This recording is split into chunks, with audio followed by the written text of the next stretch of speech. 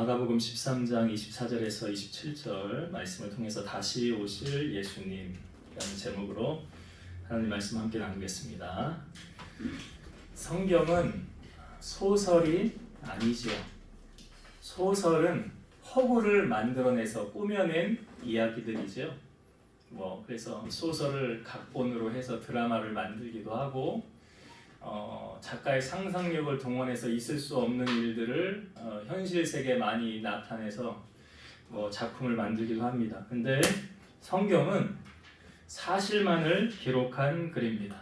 디모데 후서 3장 16, 17절 보면 모든 성경은 하나님의 감동으로 된 것으로 교훈과 책망과 바르게 함과 의로 교육하기에 유익하니 이는 하나님의 사람으로 온전하게 하며 모든 선한 일을 행할 능력을 갖추게 하려 함이라.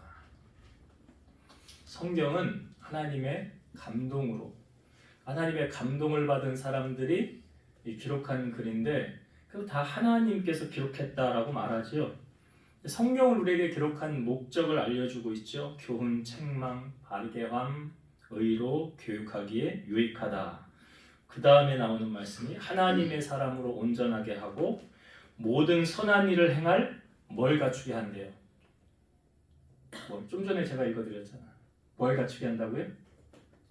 능력이잖아요. 능력. 그러니까 능력은 어디서 오느냐? 말씀에서. 능력은 말씀에서. 예수님이 40일 금식하시고 성령에 이끌려 마귀에게 시험을 받을 때 무엇으로 시험 이겼습니까? 말씀으로 이기잖아요. 말씀이 능력이라고 해요. 성경의 말씀이 지금 우리가 읽은 구약 39권, 신약 27권 아닙니까? 합쳐서 66권인데 이 말씀이 이미 다 이루어진 말씀이 있고 아직 성취되어지지 않았지만 앞으로 될 일을 우리에게 알려주는 말씀이 있죠. 그럼 아직 이루어지지 않았지만 시간이 되면 즉 하나님의 시간에 모두 다 이루어질 말씀이라는 거죠. 우리가 지금 나누고 있는 마가복음 13장을 종말장입니다. 그리고 이 똑같은 주제 마태복음에 있는 마태복음 24장도 종말장이거든요. 그래서 이렇게 같이 겹치는 부분의 말씀들이 있어요. 그러니까 이 말씀은 종말장이라는 것은 지금 우리가 살아가고 있는 이 시대 우리가 말세라고 그러잖아요. 종말이라고 그러잖아요. 그러니까 말세를 살아가는 우리들에게 교훈으로 주시는 메시지죠. 우리가 말세를 당할 때 어떻게 살아가야 되느냐. 이 말씀을 집약하면 주제는 이거죠. 끝까지 견디며 주를 떠나지 말고 언제일지는 모르나 다시 오실 예수님을 고대하며 깨어있으라는 것이 이 종말장의 주제예요. 그러니까 항상 예수님 맞을 준비를 하고 살아라 이거죠. 그러니까 신앙인은 나는 오늘 죽어도 천국 간다라는 확신을 갖고 신앙생활을 해야 되는 거예요. 마가복음 13장이 이 종말에 관한 예언의 말씀이라면 13장 중에서도 가장 핵심적인 구절의 내용이 뭐냐? 이게 오늘 우리가 읽은 본문의 말씀이에요. 말씀이 감추어져서 깨닫지 못하면 알 수가 없죠. 성령께서 깨우쳐 주지 않으시면 모르는 겁니다. 그러니까 예수님께서 지금 제자들을 향하여 이 말씀을 하신 거잖아요. 그 둘러있는 그 주위에 있는 제자들을 향하여 주님이 하셨던 말씀인데 이 주님의 말씀에 제자들의 반응은 아마 이랬을 거예요. 지금 주님이 무슨 말씀을 하시는 거야? 도대체 주님이 무슨 말씀을 하시는지 모르겠네 하면서 주님이 하셨던 이 말씀을 받아들였을 거예요. 왜냐하면 예수님은 3년 동안 공생애하면서 우리가 주일날도 나눴죠. 3번이나 똑같은 말씀을 반복했다고. 인자가 온 것은 십자가 지고 고난을 당하고 죽을 거야. 그러나 사흘 뒤에 다시 살아날 거야 라고 제자들에게 3번 이야기했죠. 제자들 이해했어요? 못 이해했어요? 이해하지 못했죠. 예수님 살아나고 난 다음에서야 그때 주님이 하셨던 말씀이 이 말씀이야? 그제서야 깨닫게 되지 않았습니까? 그런데 오늘 말씀에 보면 예수님께서 제자들을 향하여 이렇게 말씀하시잖아요. 내가 구름을 타고 오는 것을 사람들이 보리라. 이 제자들이 이 말씀을 이해했을 것 같아요? 이해하지 못했을 것 같아요? 이해 못하죠. 아니 예수님이 죽다가 살아난 것도 아닌데 무슨 주님이 지금 구름을 타고 다시 오신대? 무슨 이야기를 하시는 거야? 전혀 이해를 못하는 거예요. 제자들은 이해를 못해요. 지금 예수님께서 이 말씀의 이 시점이 언제입니까? 예수님이 지금 이 말씀을 하신 시점은 아직 십자가를 지시기 전이죠. 그리고 승천하시기 전이죠. 승천하실 때에 옆에 천사가 뭐라고 그랬어요? 그러니까 부활하시고 40일을 이 땅에 계시다가 하늘로 승천하셨잖아요. 그때 제 옆에 천사가 뭐라고 그랬어요? 너희가 본 예수는 너희가 본 그대로 다시 올 것이니라. 근데 주님이 가신 다음에는 이 말씀을 못 하시잖아요. 그러니까 가시기 전에 이 말씀을 하셨는데 제자들이 도대체 주님 무슨 말씀을 하시는 거야? 이해를 했겠냐고요? 못하죠. 그러니까 아마 아무도 이해하지 못했을 거예요. 그러니까 말씀은 감춰진 법이라는 거죠. 우리가 설교를 듣다가도 여러분 아마 그런 체험 있으실 거예요. 전에는 성경을 읽었었는데 도대체 이게 무슨 뜻이야? 이게 무슨 뜻인지 몰랐는데 어느 순간 말씀을 듣다가 설교를 듣다가 아 이게 그런 뜻이었어 라고 깨달아지는 경험들이 아마 있을 거예요. 왜냐? 그전에는 왜 이해를 못했을까요? 감춰져 있었기 때문에, 덮여 있었기 때문에. 그래서 가르치는 자가 필요한 거예요. 그럼 당시 제자들은 예수님의 말씀을 이해하지 못했을지라도 이제 시간이 지나면서 예수님의 말씀이 깨달아졌을까요? 깨닫지를 못했을까요? 자, 오늘 우리에게 주시는 주님의 말씀 여러분은 어떻게 받으십니까? 예수님께서 하셨던 이 말씀, 인자가 주님이 구름을 타고 곧 영광과 권능으로 오는 것을 사람들이 보리라는 이 말씀이 여러분들은 정말 믿어지십니까? 이렇게 한번 설교를 준비하면서 질문을 한번 만들어 봤어요. 여러분 한번 속으로 한번 대답해 보세요. 예수님께서 빨리 오늘이라도 당장 오셨으면 좋겠습니까? 아니면 나중에 내가 아주 늘기막하게 죽을 때가 다 돼서 오시거나 그때 주님이 오셨으면 좋겠습니까?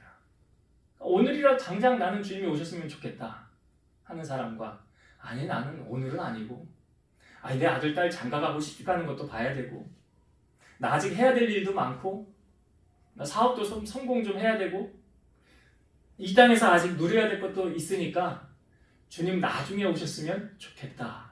전자예요, 후자예요? 거짓말하면 안 돼요. 거짓말하면 괘씸죄로 적용됩니다. 우리 마음 중심을 다 알고 계세요. 머리털 끝까지도 다 세신받았어요. 여러분 조금 전에 예배 전에 찬양할 때 마라나타 찬양했죠. 여러분 뭐라고 고백했는지 아세요? 그랬잖아요. 아멘 주 예수여 어서? 그럼 제가 했던 질문에 전자요 라고 대답을 해야지요. 만약에 후자요 라고 했으면서 찬양을 그렇게 했으면 거짓말로 찬양 드린 거잖아. 그렇죠. 사도 요한이 요한계시록을 기록했죠. 요한계시록 마지막 장 22장 20절에 이렇게 기록되어져 있죠. 이것들을 증언하실 이가 이르시되 내가 진실로 속히 오리라 하시거늘 아멘 주 예수여 오시옵소서. 이것들을 증언하신 그 예수 그리스도가 말씀하시기를 내가 진실로 속히 오리라. 그랬더니 요한의 반응이 뭐라고요? 아멘 주 예수여 오시옵소서. 계시록 22장 7절 보라 내가 속히 오리니 이 두루마리의 예언의 말씀을 지키는 자는 복이 있으리라 하더라. 주님 속히 오신다고 말씀하시죠? 이 두루마리의 예언의 말씀 뭘 말하는 거예요? 성경 말씀이에요. 하나님 말씀을 지키는 자가 복이 있다고 그랬어요. 계시록 22장 10절 또 내게 말하되 내게는 요한계시록을 기록한 저자 요한에게 말하는 거예요. 또 내게 말하되 이 두루마리의 예언의 말씀을 인봉하지 말라 때가 가까우니라. 때가 가까웠다. 무슨 때예요? 그렇죠. 예수님이 이제 오늘 본문에 말씀하셨던 구름 타고 오실 때가 가까웠다. 요한계시록 22장 12절 보라 내가 속히 오리니 이건 주님이 하신 말씀이죠. 보라 내가 속히 오리니 내가 줄 상이 내게 있어 각 사람에게 그가 행한 대로 갚아주리라. 상이 주님의 손에 있는데 어떻게 주신대요? 행한 대로. 제가 예전에 말씀드렸죠. 나 먹고 살기 위해 열심히 수고하고 애쓴 게 나쁜 건 아니지만 그게 주님의 상하고 상관이 있을까요? 없을까요? 네? 그거는 나를 위해 열심히 한 거잖아. 주님을 위해 열심히 한 게 아니잖아. 내가 성공하려는 목적이 하나님 나라를 세우기 위한 거라고 한다면, 내가 하나님께 헌신하기 위해서 하는 거라고 한다면 그건 상급이 되지요. 근데 나 배부르게 먹고 내 자식 배부르게 해주고 나 잘 살려고 호화로이 누리게 하려고 그런 거라면 주님하고 전혀 상관이 없더라. 그건 하나님의 상이 없어요. 예수님의 수제자였던 베드로 있죠. 베드로 사도가 신약 성경에 두 권의 책을 썼죠. 베드로 전서와 베드로 후서. 누가 봐도 베드로가 쓴 거잖아요. 근데 그 베드로 후서에 사도 바울이 말세를 만난 우리들에게 권면의 말씀을 기록한 부분이 있습니다. 한번 찾아서 볼게요. 베드로 후서 3장. 페이지 수로 신약 387페이지입니다. 베드로 후서 3장 8절부터 볼게요. 베드로 후서 3장 8절부터 387페이지. 베드로후서 3장 8절부터 제가 읽어볼게요. 사랑하는 자들아, 주께는 하루가 1000년 같고 1000년이 하루 같다는 이 한 가지를 잊지 말라. 주의 약속은 어떤 이들이 더디라고 생각하는 것 같이 더딘 것이 아니라, 여기 주의 약속이 뭘 말하는지 아시겠죠?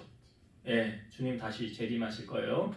그것이 어떤 이들은 말하기를 더디다고 생각하는 것 같이 더딘 것이 아니라 오직 주께서는 너희를 대하여 오래 참으사 아무도 멸망하지 아니하고 다 회개하기에 이르기를 원하시느니라. 그러나 주의 날이 도둑같이 오리니, 이 주의 날 뭔지 아시죠? 계속 똑같은 의미죠. 주의 날이 도둑같이 오리니 그날에는 하늘이 큰 소리로 떠나가고 물질이 뜨거운 불에 풀어지고 땅과 그 중에 있는 모든 일이 드러나리로다. 이 모든 것이 이렇게 풀어지리니 너희가 어떠한 사람이 되어야 마땅하냐? 거룩한 행실과 경건함으로 하나님의 날이 임하기를 바라보고 간절히 사모하라. 그날에 하늘이 불에 타서 풀어지고 물질이 뜨거운 불에 녹아지려니와 우리는 그의 약속대로 의가 있는 곳인 새 하늘과 새 땅을 바라보도다. 여기 베드로 사도도, 예수님의 수제했던 베드로도 주의 날 이렇게 기록하고 있죠. 주의 날, 그리고 주의 약속. 이게 뭐예요? 지금 오늘 우리가 읽은 본문에서는 제자들이 주님이 무슨 말 하는지 몰랐어요. 아니, 주님은 죽지도 않고 부활하시지도 않고 살아계시는데 구름을 타고 이게 무슨 말이야? 이해가 안 됐는데, 지금 베드로 사도가 말하는 거 보면 이 말씀 다 이해했어요? 못했어요? 다 이해했죠. 이해하니까 이런 말이 나오는 거예요. 다 이해가 됐잖아요. 주님 구름 타고 다시 오실 거야. 주의 약속, 주의 날이 도둑같이 올 거야. 그러므로 우리가 이 땅에서 어떻게 살아야 되느냐? 거룩한 행실과 경건함으로 하나님의 날이 임하기를 바라보고 간절히 사모하라. 그러니까 무엇을 우리가 바라봐야 되느냐? 여기 13절 마지막 부분에 뭘 보래요? 우리는 그의 약속대로 의가 있는 곳인 새 하늘과 새 땅을 바라보도다. 새 하늘 새 땅이 어디예요? 천국 바라보고 살라는 거잖아요. 우리의 시선을 어디에 두어야 되느냐? 하나님의 나라에 두고 살래잖아요. 뭐에 소망을 두고 살아야 되느냐? 내 자식 새끼한테 소망 두고 살아라. 성경에 그런 말이 하나도 없어요. 하나도 없어요. 우리의 소망은 누구밖에 없을까요? 주님밖에 없어요. 오직 주님만을 바라보고 살아라 라고 말하고 있어요. 여러분, 우리가 이 땅에 발을 디디고 살아가는 곳은 잠시 머무르는 곳이에요. 이게 영원한 곳이 아니라는 거예요. 영원한 곳은 어디밖에 없어요? 하나님의 나라, 여기 새하늘과 새 땅. 천국만이 영원한 곳이에요. 이 땅에서는 우리가 뭘 하는 곳이냐? 천국 가는 준비하는 곳이고, 하나님의 나라 가서 누릴 상급 쌓는 곳이 바로 여기예요. 천국 가면 아까 뭐라고 그랬어요? 주님이 보라 내가 속히 오리니 내가 줄 상이 나에게 있어 각 사람이 그가 행한 대로 갚아주리라. 천국 가서 누리는 상을 우리가 누릴 때 여기에서 우리가 행한 것으로 천국 가서 누리는 거예요. 주님이 그렇게 말씀하셨잖아요. 그러니까 천국의 상급은 이 땅에서 내가 쌓는 거지 천국 가서 쌓는 게 아니다라는 거예요. 주님이 다시 이 땅에 재림하실 때 주님과 함께 왕노릇하도록 여러분 슬기로운 다섯 처녀처럼 늘 깨어서 주님 도적같이 오신댔잖아요. 예고 없이 오신댔잖아요. 어떤 사람들은 말하기를 더디 온다라고 말하죠. 근데 주님은 요한계시록에 거듭거듭 말씀하시기를 내가 속히 오리니 때가 가까우니라 라고 말씀하고 계세요. 그래서 주께서는 하루가 1000년 같고 1000년이 하루 같다라고 말씀하시는 거예요. 그러니 우리가 주님 오실 날, 이거는 소설이 아니라요, 꾸며낸 이야기가 아니라요, 예수님이 공생애를 하면서 하셨던 말씀이에요. 그러니까 다시 말씀드리면 꼭 이루어질 말씀이라는 거죠. 아직 이루어지지 않았지만 주님 구름 타고 오신다. 그때 우리가 잠들어 있으면 안 되고, 그때 나는 너를 모른다 하면 큰일 날 일이고, 주님이 난 너 모르겠다 하면 그것만큼 큰일 날 일이 어디 있어요? 영원히 고통받는 곳에 가는 건데. 그러니까 여러분 오늘 이 땅에 살아가는 동안 꼭 믿음 안에 깨어서 주님 맞을 준비하고, 소망을 어디에 두라고요? 저 하늘에 두랬잖아요. 세상에 썩어질 것에 소망 두지 마시고 그렇게 살아가는 여러분 되시기를 주의 이름으로 축원드립니다. 자, 주님이 다시 오실 때 그때 보니까 27절, 오늘 우리가 읽은 말씀에 보니까 어떤 사람들이 구원을 받는가라고 나와요. 27절, 오늘 본문에 27절을 제가 다시 볼게요. 또 그때에 그가 천사들을 보내어 자기가 택하신 자들을 땅 끝으로부터 하늘 끝까지 사방에서 모으리라. 주님이 구름 타고 재림하실 때 천사들을 보내셔서 자, 이제 하나님의 자녀들을 부르시는데 이런 표현이 있죠. 자기가 택하신 자들을 땅 끝에서부터 하늘 끝까지 사방에서 모으리라. 누구를 부른다고요? 자기가 택하신 자들을 부르신다라고 말하고 있어요.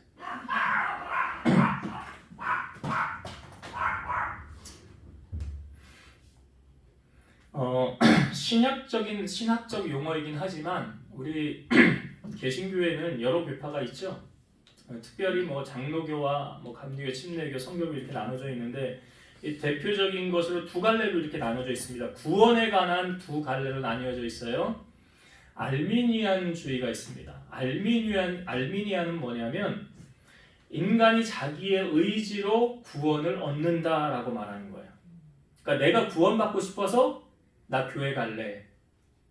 나 천국 가고 싶어. 그러니까 나 교회 가야 되겠어. 하고 자기 발로 자기의 의지로 와서 주님을 믿고 영접함으로 이제 천국을 간다라는 설이 알미니안주의예요. 이 알미니안의 대표적인 이제 교단이 어디냐면 감리교예요. 감리교는 알미니안을 믿습니다. 예. 자유의지를 이렇게 믿어요. 그런데 장로교는 칼빈의 예정론을 믿죠. 칼빈의 예정론은 무엇입니까? 하나님이 우리를 선택하시고 부르셔서 우리로 하여금 구원받는 하나님의 자녀가 되게 하셨다. 그러니까 알미니안은 내가 먼저 나가서 믿는 것이고, 칼빈의 예정론은 하나님의 부르심에 의해서 나오는 것이고. 자, 근데 뭐 어찌됐건 구원만 받으면 되는 거 아니냐라고 우리가 생각할 수 있는데, 성경을 보면 자, 어느 것이 맞을까요? 이게 뭐 맞다 틀리다, 이게 좀 신학적인 논쟁을 하기는 그렇고, 우리가 믿는, 우리 예수교 장로교 합동측이니까 우리가 믿는 예정론이 맞다라는 설이 이제 성경에 우리에게 증거를 하고 있죠. 제가 성경 구절 읽어볼게요. 에베소서 1장 4절과 5절. 곧 창세전에 그리스도 안에서 우리를 택하사 우리로 사랑 안에서 그 앞에 거룩하고 흠이 없게 하시려고 그 기쁘신 뜻대로 우리를 예정하사 예수 그리스도로 말미암아 자기의 아들들이 되게 하셨으니. 창세전에 그리스도 안에서 우리를 택하사라는 말이 있죠. 택하셨어요. 그리고 그 기쁘신 뜻대로 우리를 예정하사 예수 그리스도로 말미암아 자기의 아들들이 되게 하셨다. 이 예를 조금 더 쉽게 이해할 수 있도록 야곱에게는 두 아들이 있었습니다. 쌍둥이인 야곱과 에서가 있었지요. 그 야곱과 에서가 있었는데 하나님께서는 에서는 선택하시고 야곱이죠. 야곱은 선택하시고 사랑하셨지만 에서는 미워하셨다라고 성경에 기록되어져 있어요. 제가 읽어볼게요. 로마서 9장 10절에서 13절. 그뿐 아니라 또한 리브가가 우리 조상 이삭 한 사람으로 말미암아 임신하였는데 그 자식들이 아직 나지도 아니하고 무슨 선이나 악을 행하지 아니한 때에 택하심을 따라되는 하나님의 뜻이 행위로 말미암지 않고 오직 부르시는 이로 말미암아 서게 하려 하사 리브가에게 이르시되 큰 자가 어린 자를 섬기리라 하셨나니 기록된 바 내가 야곱은 사랑하고 에서는 미워하였다 하심과 같으니라. 아직 엄마 뱃속에 있어요. 태어나지도 않았어요. 무슨 선이나 악을 행한 것도 아니에요. 근데 성경이 뭐라고 말합니까? 택하심을 따라 되는 하나님의 뜻 이렇게 말하고 있어요. 그러니까 하나님이 누구는 택하고 누구는 택하지 않았다는 거예요. 야곱은 택하고 에서는 택하지 않았다는 거예요. 내가 야곱은 사랑하고 에서는 미워하였다 하심과 같으니라. 여러분 구원은 인간의 영역입니까? 사람의 영역입니까? 아니, 구원은 잘못했네요. 인간의 영역이 하나님 영역이에요. 하나님의 영역이죠. 그러니까 하나님 마음대로 하는 거 아니에요. 사실은 하나님 마음대로요.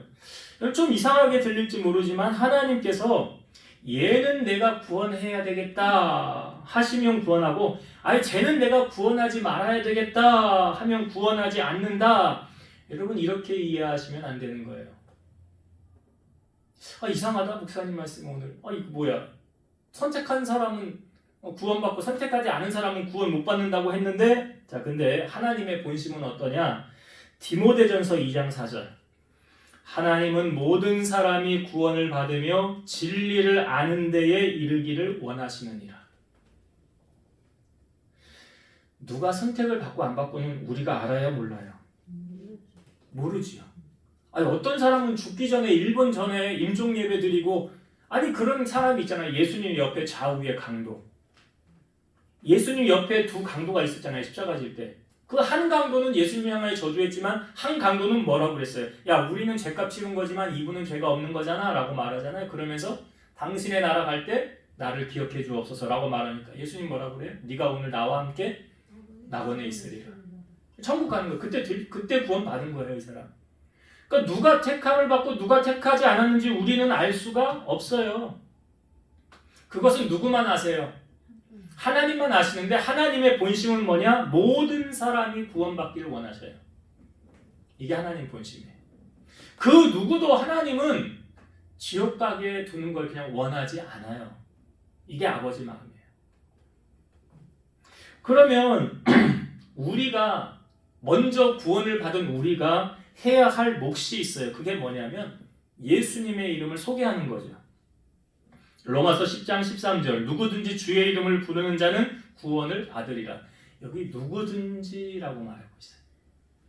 누가 선택을 받았는지 안 받았는지도 몰라요. 누구든지 주의 이름 부르는 자는 구원을 받으리라. 근데 그 다음에 이런 말씀이 나와요. 잘 들어보세요. 그런즉 그들이 믿지 않은 이를 어찌 부르리요? 듣지도 못한 이를 어찌 믿으리요? 전파하는 자가 없이 어찌 들으리요? 보내심을 받지 아니하였으면 어찌 전파하리요? 기록된 바 아름답도다 좋은 소식을 전하는 자들의 발이여 함과 같으니라. 사실 이 말씀을 저는 읽으면서 이거는 순서가 좀 바뀌었는데 이 말씀을 역으로 풀어야 딱 이해되기 쉬운데 이게 처음에 이렇게 나오지. 믿지 않은 이를 어찌 부르리요? 듣지도 못한 이를 어찌 믿으리요? 전파하는 자가 없이 어찌 들으리요? 보내심을 받지 않았으면 어찌 전파하리요? 이 말을 제가 똑같은 성경 구절 뒤에서부터 풀어서 다시 읽어볼게요. 자, 보내심을 받지 아니했으면 어찌 전파하리요? 전파하는 자가 없는데 어찌 들으리요? 그렇죠. 듣지도 못한 일을 어떻게 믿으리요? 믿지 않는데 어떻게 부르리요?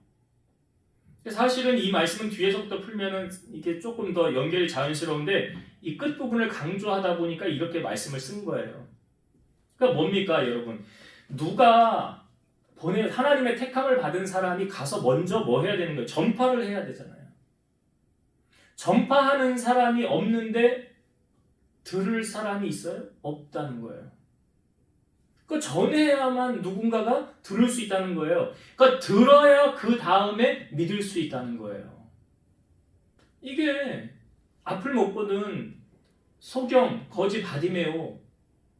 그 바디메오가 앞은 못 봤지만 귀로는 예수님의 소식을 들었잖아요.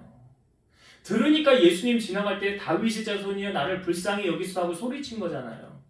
그러니까 누군가 전파하는 소리를 바디메오가 들었기 때문에 소리치고 믿고 나아가게 된 거 아닙니까? 그런데 아무도 전하는 사람이 없으면 어떻게 들어요?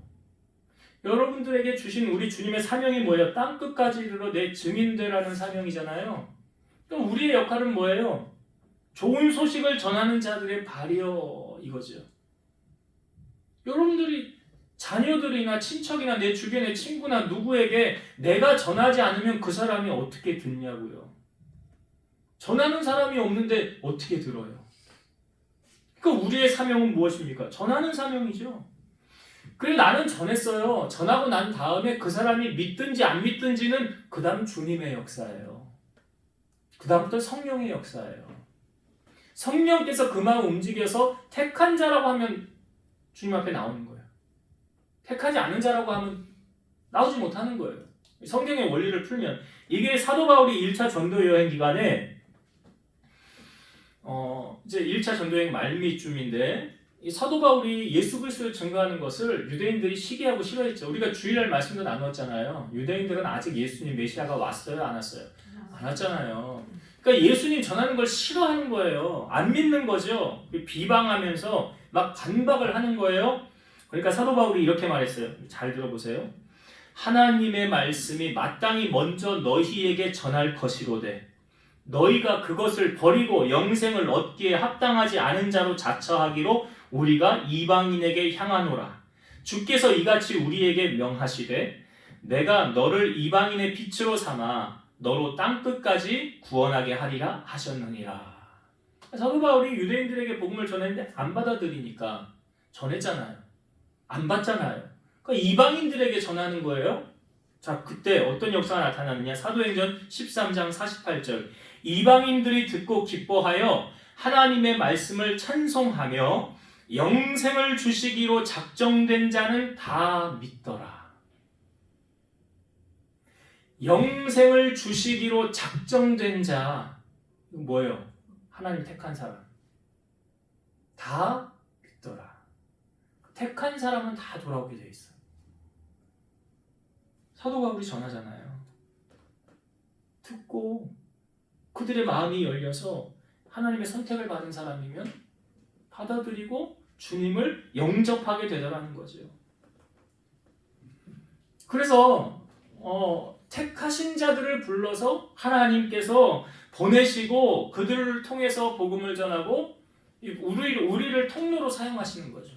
우리를 통로로 보내셔서 복음을 믿지 않는 자들 한 번 전했는데 안 믿어. 그러면 포기해야 됩니까? 우리가 자녀들 교회 나오길 원하는데 전했는데 안 믿어. 그럼 넌 믿지 마. 지옥이나 가라 새끼야. 이렇게 말할 부모가 어디 있겠냐고요. 그 뜨거운 그 고통받는 그곳에 나는 천국 갈 테니까 너는 지옥 가. 네 맘대로 해. 이렇게 하고 포기할 부모가 있어요? 그건 부모도 아니에요. 부모도 아니에요. 그러니까 끊임없이 해야 되는 거 아니에요. 언젠간 하나님이 마음의 문을 여셔서 그러하여금 주님 믿게 하실 수 있는 거잖아요. 때가 언제인지 우리는 알 수 없으나. 그러니까 여기 아까 디모데 전서 2장 4절 하나님은 모든 사람이 구원을 얻으며 진리를 아는 데 이르기를 원하신대잖아요. 원하신다. 한 가지 더 생각해 볼 것은 자, 여러분 구원받은 하나님의 자녀가 이 땅 가운데 우리가 어떻게 살아가야 되느냐 이 말이에요. 물론 우리가 한 번 구원을 받으면 이제 칼빈의 5대 교리 가운데도 마지막에 성도의 견인이라는 것이 있죠. 성도의 견인. 하나님이 한 번 택한 받은 자녀는 놓지 않고 이끌어 가신다. 이 견인이에요. 차가 고장 났을 때 견인해 가는 것처럼. 그 견인이 있어요. 그럼 우리가 역으로 이렇게 생각해 볼 수도 있죠. 나 구원받았어. 이제 나 이 세상에서 할 거 못할 거 다 하고 내 마음대로 살아도 돼. 정말 구원받은 하나님의 자녀가 그럴 수 있을까요? 막 살아도 돼. 회개하면 되잖아. 죄져도 괜찮아. 그냥 그 다음에 회개하면 돼. 제가 질문 드려볼게요. 여러분, 정말 하나님 사랑하면 하나님이 싫어하는 것을 할까요? 안 할까요? 그래요. 그 원리예요. 남녀가 정말 사랑해서 연애해서 결혼을 하면 서로 배우자가 어떤 부분을 싫어하는 거 있어요. 그러면 싫어하는 것을 내가 저 사람 사랑하니까 그 싫어하는 것을 하지 말아야 되지요. 계속하면 안 되잖아. 사랑하는데 저 사람이 싫어하는 걸 내가 왜 하냐고요. 제가요 이래봐도 우리 아내한테 사랑을 참 많이 받는 사람이에요. 제가 그래도 우리 아림에게도 우리 아빠 좋은 아빠야. 제가 말은 안 하지만 근데 제가 우리 아내에게 점수를 다 깎아 먹을 때가 있어요. 언제냐? 싸가지 없게 말해가지고 싸가지 없게 이 말이 입이 문제야. 입이 그 전에 쌓아놨던 점수를 하루아침에 그냥 다 여러분 말 한마디로 공든탑이 무너질 수가 있어요. 말 한마디로 천냥빚도 갚을 수 있지만 그러니까 뭐냐, 요즘엔 제가 될 수 있으면 말을 많이 안 하려고 그래요. 말을 많이 하면 허물이 많아지기 때문에, 실수를 하기 때문에. 그래서 사랑하는 사람을 위해서 내가 이 사람이 이거 싫다고 그러는데 왜 자꾸 하면 그거 진짜 사랑하는 거 아니잖아요. 진짜 사랑하면 그 사람이, 상대방이 사랑하는 사람이 싫어하는 것 안 하게 되는 거잖아요. 근데 예수님을 우리가 정말 사랑하면, 예수님 이렇게 말씀하셨어요. 나를 사랑하면 나의 말을 지키리라. 나의 계명을 지키는 자라야 나를 사랑하는 자다 라고 말씀하셨어요. 요한복음 15장 10절, 내가 아버지의 계명을 지켜 그의 사랑 안에 거하는 것 같이 너희도 내 계명을 지키면 내 사랑 안에 거하리라. 그러니까 우리가 예수님을 사랑한다 하는 것도 말로만 사랑하는 것이 아니라 행함과 진실함이 따라야 되는 거예요. 주님 사랑하면 세상 속에서 내가 어떻게 살아가야 되는가? 이거 주님이 싫어하는 거지. 내가 하나님 자녀인데 주님이 싫어하는 건 나 이제 안 할래. 나 이제 그거 이제 끊을 거야. 왜 주님이 기뻐하지 않는 것을 내가 해? 그렇게 살아가는 것이 정말로 주님을 사랑하는 사람이 세상에서 살아가는 방식이라는 거예요. 이게 진짜 크리스찬이에요. 그러니까 무늬만 크리스찬 말고 진짜 크리스찬. 자, 이제 말씀을 정리하고 마치겠습니다. 여러분, 성경은 소설이 아니에요. 성경은 다 사실만 기록한 글이에요. 예수님이 오늘 하셨던 이 말씀은 제자들은 절대 이해할 수 없는 말씀을 주님이 하신 거예요. 근데 나중에서 주님이 십자가 지고 사흘 만에 부활하시고 40일 계시다가 하늘로 올라가셨어요. 그 다음에 제자들은 생각하기를 주님이 하셨던 그 말씀이 이제 이해가 된다. 구름 타고 다시 오신다고 그랬지. 그걸 베드로 사도가, 우리가 아까 찾았죠? 베드로후서 3장에 어떤 사람은 말하기를 주의 날, 주님이 다시 오실 날이 더딜 것이라고 말하지만 그렇지 않다. 요한계시록에 사도 요한도 말하잖아요. 베드로나 요한이나 예수님의 수제자잖아요. 수제자 중에 한 사람들 아닙니까? 주님이 속히 오실 것이다 말씀하시고 때가 가까웠다. 도적같이 오신다. 그렇기 때문에 우리는 어떻게 하면 살아가라고 성경은 말합니까? 늘 깨어서 주님 맞을 준비하고 살아라. 제가 아까 질문 드렸던 거, 나는 오늘 죽어도 천국 간다라는 확신과 주님 오늘이라도 당장 오셨으면 좋겠습니다 라는 마음으로 여러분 사세요. 그런 마음으로 사시라고요. 그리고 두 번째, 주님이 택하신 자들은 구원해내신다라고 말하고 있어요. 천사를 보내어서, 자, 주님의 본심, 하나님의 본심은 모든 사람이 구원받기를 원하신다고 그랬죠. 근데 어떤 사람이 택한 사람인지 안 택한 사람인지 우리는 몰라요. 그러나 우리가 해야 될 역할은 뭐라고 그랬어요? 아름다운 소식을 전하는 자들의 발이 되라고 그랬죠. 전하는 사람이 있어야 들을 거 아니에요. 들어야 그 사람이, 사도 바울이 왜 1차, 2차, 3차 전도 여행 로마까지, 서바나까지 복음 전했습니까? 전하는 자가 있어야 듣잖아요. 바울이 전하잖아요. 누구를? 예수님을. 예수 믿고 천국 가세요. 예수 믿고 죄사함 받아야 천국 갈 수 있습니다. 이거를 누군가 말해야 그가 듣잖아요. 그래서 자, 여러분 제가 사이비 종교 아니고요. 제가 바른 목사인데 주님이 언제 오신지 가르쳐 드릴까요? 여러분 아시죠? 예수님 언제 오신다고 그랬어요? 예? 예, 성경에 나오죠. 땅 끝까지 복음이 전파돼. 이게 뭐냐면 누군가에게 다 한 번씩은 예수님에 관한 소식이 들려지면, 그래야 주님 앞에 섰을 때 저는 주님이 얘기 못 들었는데요? 라고 말 못할 거 아니에요. 너 그때 내가 누구 보내서 너 듣게 했잖아. 근데 네가 안 받아들였잖아. 그러니까 주님 빨리 오길 원한다면 이 세계 선교사들이 나가서 복음 전하는 이유 왜 그런지 아시겠죠? 그런 이유가 있는 거예요. 그래서 택한 자들을 주님이 부르시는데 우리를 통로로 사용하셔서 하나님 택한 자를 부르신다. 우리가 통로가 되어져야 되는 거예요. 그리고 마지막으로 내가 구원받은 하나님의 자녀라면 이 땅을 어떻게 살아가야 되는가? 자, 하나님 주님을 사랑하는 자는 주의 계명을 지킨다고 그랬어요. 그렇죠? 네. 그래서 내가 사랑하는 사람을 위해서는 그 사람이 싫어하는 것을 내가 안 하는 거지요. 끊는 거지요. 그런 것처럼 내가 주님을 사랑하면 주님이 싫어하는 것 끊는 거예요. 안 하는 거예요. 뒤돌아보지 않는 거예요. 이게 결단이에요. 이게 주님을 사랑하는 사람에게 나타나는 삶의 특징이고, 그러니까 그 사람의 신앙은, 그 사람의 참 모습은 어디에서 보여지느냐? 세상 속에서, 나의 삶의 현장에서 보여지는 거예요. 교회 안에서 모습이 아니에요. 세상에 나가서 진짜 크리스찬인지 가짜 크리스찬인지 그때 주님이 보시는 거예요. 그래서 여러분들이 세상 속에서 함께 비전 교회 성도님들은, 교인들은 진짜 크리스찬이네 라는 사람들로부터의 칭찬과 하나님께로부터 인정받는 여러분 되시기를 주의 이름으로 축원드립니다. 기도하시겠습니다. 주님은 약속하신 말씀을 선포하시고 하나도 이루지 않으신 것이 없습니다. 그러기에 주님이 구름을 타고 다시 이 땅 가운데 오신다는 것은 아직 이루어지지는 않았지만 곧 이루어질 주님의 말씀입니다. 그러기에 우리는 다시 오실 주님을 위해서 늘 깨어 있어서 주님 맞을 준비하라고 하셨고, 이 땅 가운데 살면서 새 하늘과 새 땅을 바라보며 살라고 하셨고, 세상에 썩어지고 없어질 것에 소망 두지 말고 오늘이라도 당장 오실 그 주님 사모하면서 살라고 하셨습니다. 우리 사랑하는 성도들이 그렇게 살아가게 하시고, 우리를 통해서 아직도 예수님의 소식을 듣지 못한 자들이 있다고 한다면 아름다운 소식을 전하는 자들의 발이 되게 하시고, 땅끝까지 증인된 사명을 다함으로 주님을 소개하고 주님께 영광을 올려드리는, 그래서 우리를 통해서 구원의 열매가 맺혀지는 복된 자들이 되는 우리 성도들 다 되게 하여 주옵소서. 예수님 이름으로 기도드리옵나이다.